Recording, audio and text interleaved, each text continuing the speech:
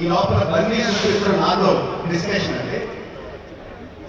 బన్నీ సుష్కు అంటాడు, ఎవరన్నా సీన్ చూసి సినిమా చూస్తావా అంటే నేను చూడను అంటామా, తర్వాత దాంట్లో ఏం చెప్పాలో నాకు తెలియదు అంటాడు.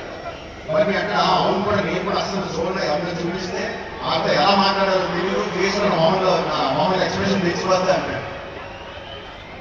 ఈ ఇద్దరు నా ఎదురుకుండా నాకు సీన్ చూపిస్తా, నా ఫీలింగ్స్ అన్ని ఇద్దరు మాట్లాడుతుంటే దానికి నేను ఎలా రియాక్ట్ అవ్వాలో అర్థం కావట్లేదు. ఇది 10 minutes పాటు జరిగింది ఈ ఇద్దరు డిస్కషన్.